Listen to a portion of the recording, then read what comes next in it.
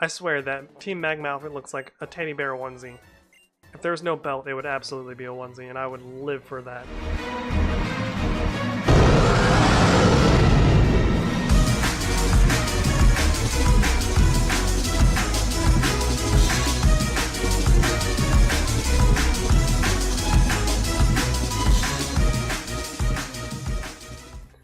What is up, Saturn system? I hope you beautiful people are enjoying another wonderful day in paradise. My name is Saturn Cycle, and welcome to the brand new Pokemon series on our channel, the Omega Ruby 1 Mon Army Randomized Nuzlocke Challenge.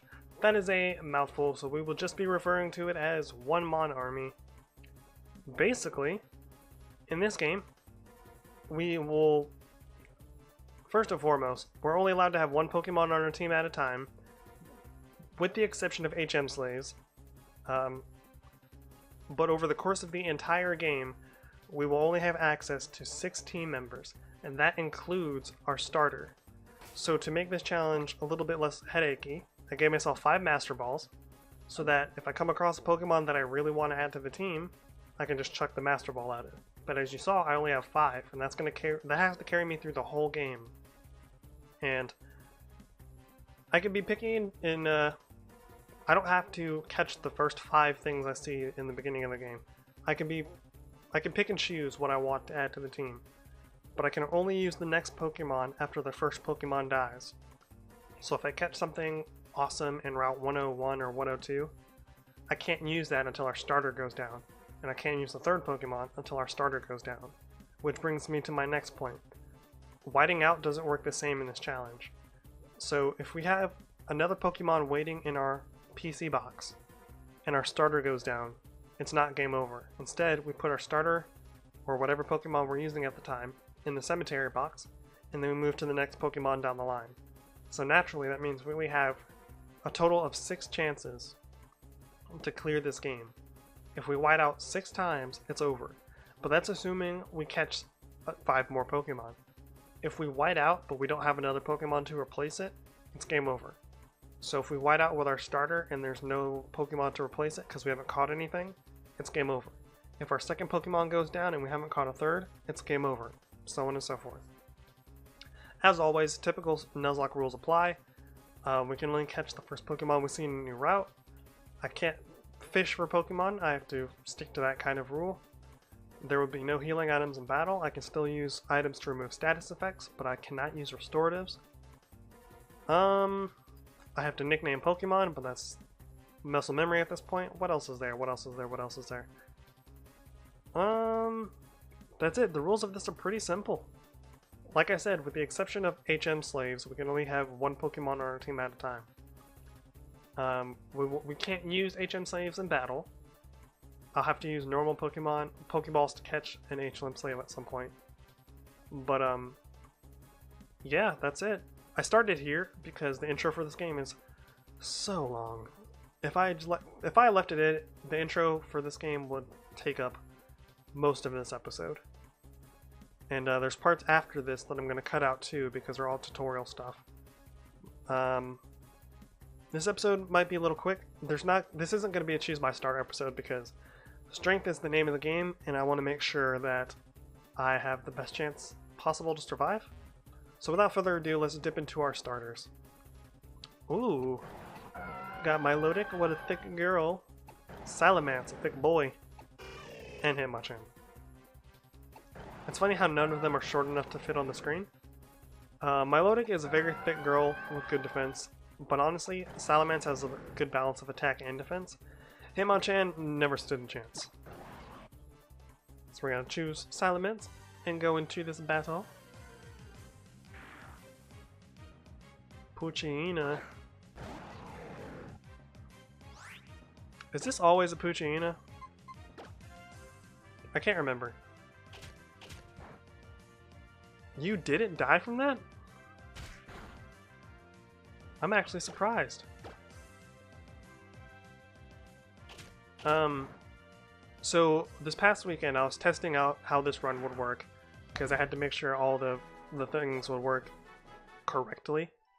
And it took me ages to figure out how to give myself Master Balls, because doing this with anything other than Master Balls would be too problematic, since, you know, we won't really be able to control how fast or slow our Pokemon levels up.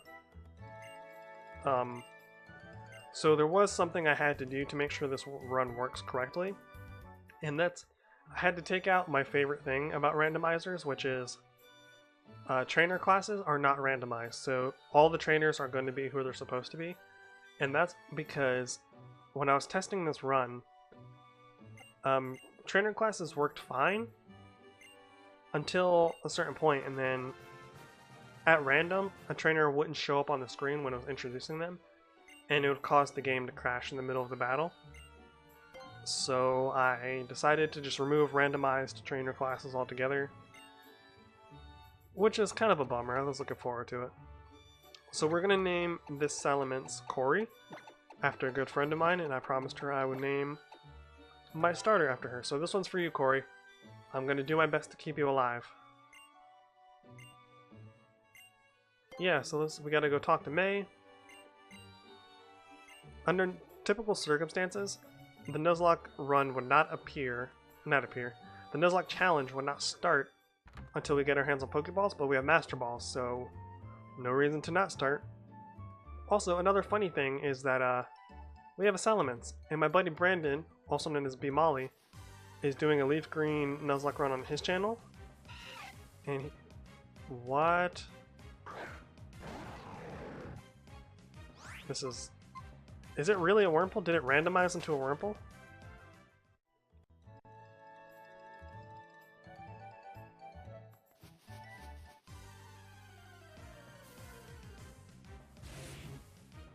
It did randomize into a Wurmple. Okay. I was really worried for a second. I was like, did we forget to randomize the wild encounters? Oh, my heart skipped, because unfortunately randomizing on Citra takes a long time. Okay, yeah, it's all randomized.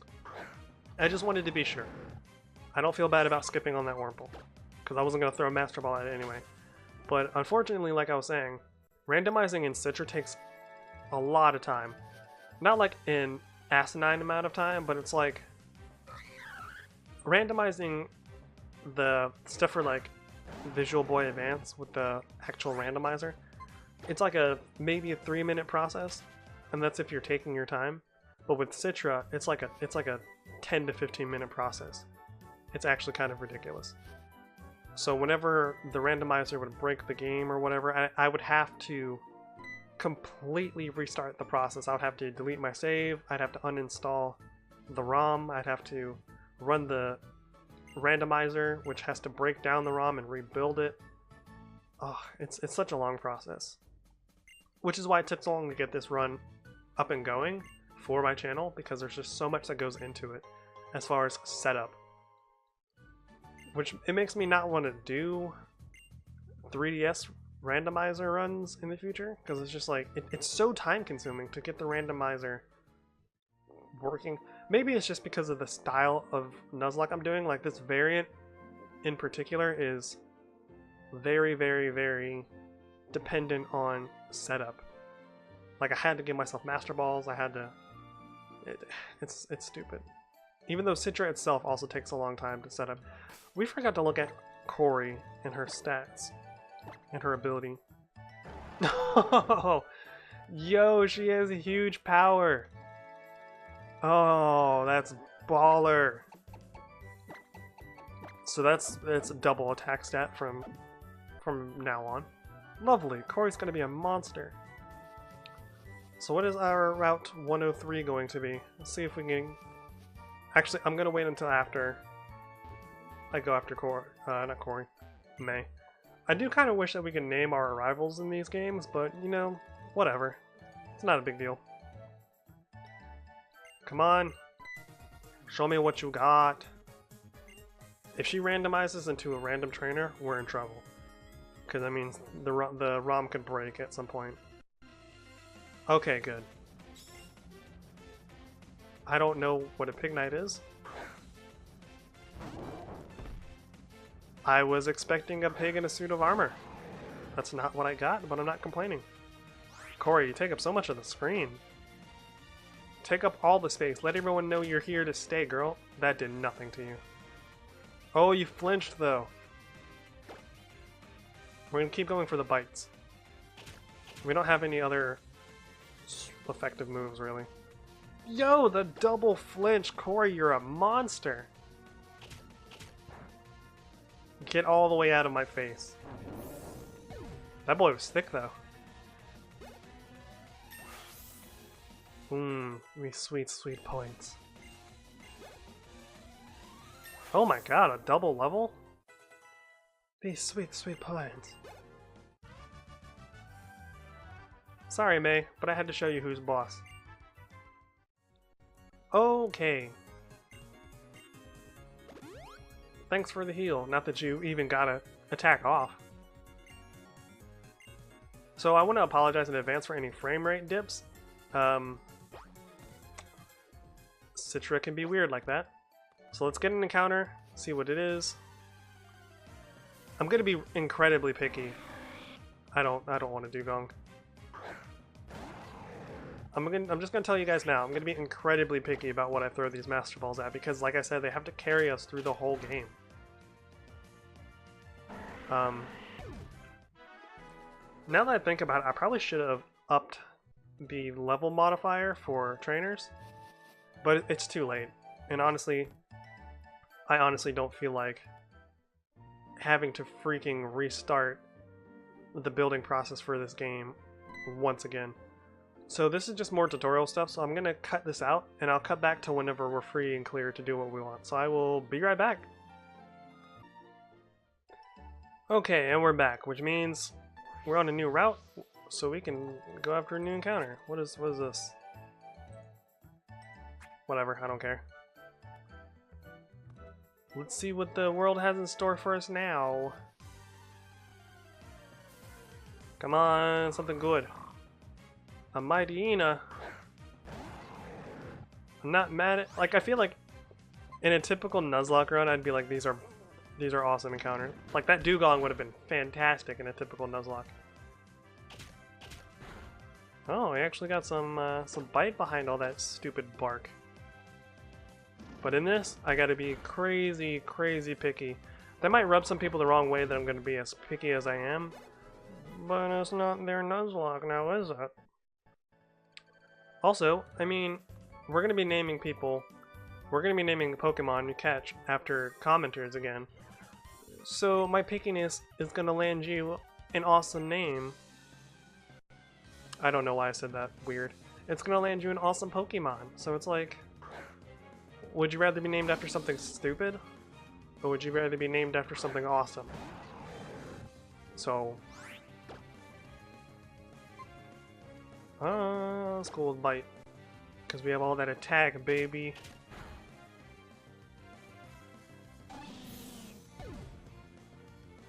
Yeah, let's do this. I need some more attacks, though. I need a little bit more coverage. Because Bite is our best physical attack, of course, but I don't think it works against the dark types, right? Whatever, I guess we'll find out. So, full disclosure, I know a little bit about the beginning of Gen 3, but that's about it.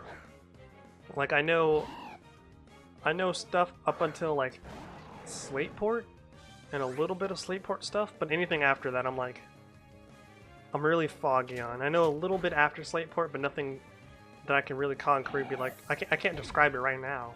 I know there's like a beach, and a cave. That's about it. That's the extent of like my playing the game. All the other knowledge I have, which, you know, saying knowledge is a very, calling it knowledge is a very, it's a very generous term. But every other thing I know about this game comes from watching my peers play Gen 3 stuff. So at a certain point, I'm gonna be completely clueless.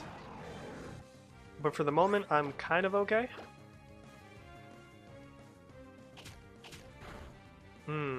Lovely. So depending on how long this episode runs, you know, we might go for the first badge in this episode. Because it's not far from here, and we're cutting out a lot of tutorial stuff. We're going to cut out the bit with Wally, because I don't really see the point in that. Stop. Why do you talk so much? You're so needy. Like, all you want is my attention. I just want to keep being better than you. I don't know if I mentioned it. If I did, I'm sorry for repeating it, but our layout was made by the Hydras Project. He also did the text logo. I slapped the Groudon on there and kind of made it part of that logo, but he made the text logo, he made the layout. He's been awesome. I linked his Twitter and his YouTube channel in the description below. You guys should check him out. You know, if you need any work done, go to him. He's good at what he does. He deserves your support. So we're going to... Oh, look, it's Dad. I'm actually just going to cut all of this out, so I will be right back. Oh my god, why does everyone talk so much in this game? Holy hell! So a weird thing I've noticed in this game, maybe it's just Citra, but when I'm in buildings, I move in like a janky 8 directions, but when I'm outside I can actually do the whole whip, you know, whip my hair back and forth, run around. I also wish this game, well not this game, but I wish Citra, it desperately needs a speed up function, because holy hell does the beginning of this game drag. Oh, what's our encounter going to be? Get out of my face, Spiritomb. I hate you so much. Oh, and you have pressure. So what I hate about Spiritomb it has nothing to do with me playing any mainstream Pokemon game. What the hell? You survived that?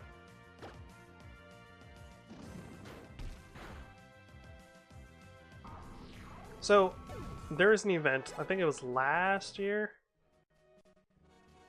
It was a little while ago, I think it was last year.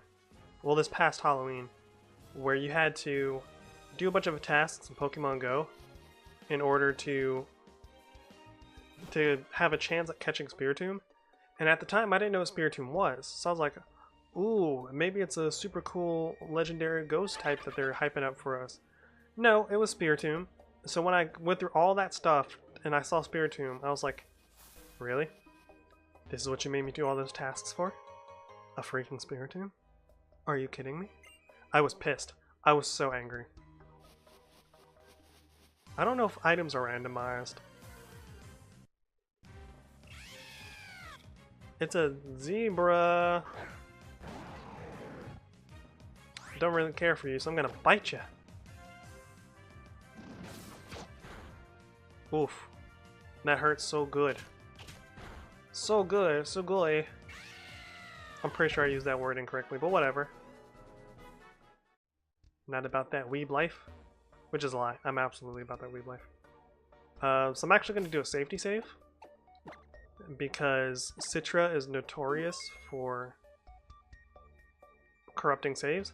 And at the same time, if the game crashes, I don't want to end up back at the freaking tutorial. So I'm going to be safety saving every now and then. So no sooner than I safety saved, I got into this battle up here with Team Magma Dude, and Citra crashed, so that was fun. I updated it, so maybe that had something to do with it. Shroomish, I saw that word. You mean Fiber? My boy Fiber?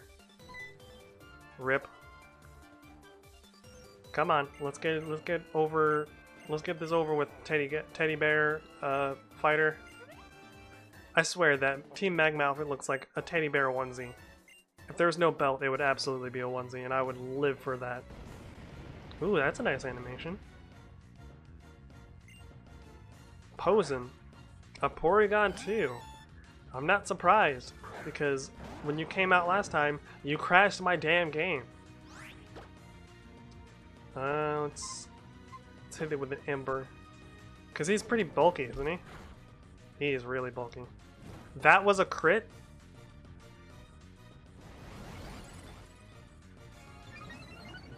That was a crit, oh my god. Special defense went up, that's not good. So I guess we have to use Bite. Of Corey, get that flinch, please. You got a sleep powder? Come on.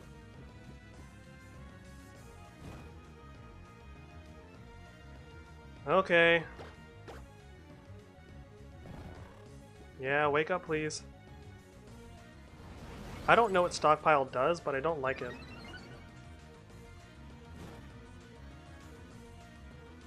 Come on, wake up, please, Corey. It's funny that Corey's asleep right now, because Corey in real life is one of the sleepiest girls I know. So she's true to form right here. It's actually incredibly funny. She slept through the entire battle. Corey, you're a monster. You slept through the whole battle. That double level, though. Get it, girl. You're so strong! Yes, I am. Yes, I am. Even though I'm the one doing none of the work. It's all Corey doing the work.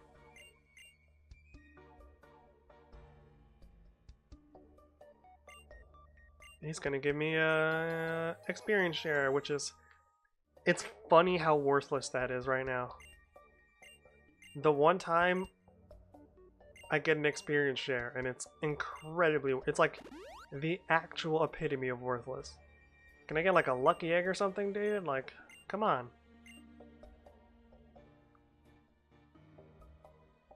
Okay, so... What was that noise? So we are going to make our way to Rusboros. That's what it's called, right? An ether. Or as some people call it, an ether if you're an uncultured swine. Alright, and we're off. Ooh, what's this? It's another teddy bear. I want to catch it. Come on, I don't care. I can't be the only one that just doesn't care about Pokemon dialogue most of the time. So after we get through Slateport and we're on like in that beach place or whatever it is, that's when I'll start worrying about dialogue, because legit from that point on I have no idea what to do. Oh, hello. You've got some good eyes. You saw me from 20 feet away in broad daylight. Wow. Oh, you've got two Pokemons. What's a Lampin? So it's going to be interesting because I don't know what a lot of these Pokemon are. Because I know there's Pokemon past Gen 3 in this game, so it's going to be really interesting. I'm not going to know typings, I'm not going to know weaknesses, I'm not going to know movesets. Not to mention a lot of moves have been added to the game. So I'm going to be at a distinct disadvantage knowledge-wise. Knowledge-wise. Corphish, let's get you out of here. Insert obligatory reference here. Come on. So, speaking of obligatory references, that was a reference to, of course, King Corphish, who I'm not subscribed to, I don't follow him on Twitter. But just a segue. So, am I the only one that does not like to watch live streams for like United Gamer and so on and so forth? Not because I don't like the dude. I love the dude. I'm subscribed to him. I watch all his, most of his content. I don't watch any of his live streams. But I also don't watch, like, the last two... I think it's like... what? Excuse me? Oh, I thought I was stuck. I thought I got soft-locked by a curve. The last two finales him and Vinny have done for Cage Lock I haven't watched because they were live streams. And... I watch the finales so I can see how the events pan out. I want to see who wins, right? But their live streams always get bogged down by them taking 5 minutes to scream about donations they get. And you know, I'm like, I'm not hating, like, you know, put some food on your plate, dude. Make that money, but when your entire stream every 3 minutes, you know, quicker than that, every like 2 minutes gets bogged down by someone donating and you make a huge scene about it, it gets really tiresome. And at that point, I skip to the very end to see who actually won. And then I just move on. I really hate when live streams get bogged down by people making a huge deal about donations. But like, by all means, thank the people that are donating to you. Don't ignore them because they're giving you their hard-earned money. But like, when you take 5 minutes to scream about it, that's when I'm like, look, dude, I don't have time for all that. So we're gonna go after an encounter, and then we're gonna take on Rustboro. I thought I couldn't walk between the sign and the lamppost. I'd about be pissed. Okay, what you got for me? First, I was gonna get that item. I don't know what you are, and you kind of gross me out. The hell is a Heatmore? To Bulbapedia. Okay, I'm not catching this thing. I just wanted to see what it was about. It's not about that life. Get out of here, Heatmore. Learning new stuff every day. Weird looking Pokemon. So once again, no encounter for us. This might legit turn into a one Pokemon run. Which I'd be cool with. It would just make the challenge even more true to form. So we're going to go take on Roxanne's gym. And then we're going to... Actually, you know what? No, we're not going to take on Roxanne. We're going to grind a little bit off camera. And then we're going to take her on in the next episode. So if you're looking forward to seeing how the One Mon Army challenge plays out, consider leaving a like and subscribe. Make sure you leave a comment below so you have a chance to have yourself named after whatever Pokemon we end up catching. However many or few that may be. Don't forget to hit the bell icon so you never miss out on notifications when content goes up. And as always, I've been Saturn. You guys have been awesome, and I'll see you in the next episode of Omega Ruby. Later.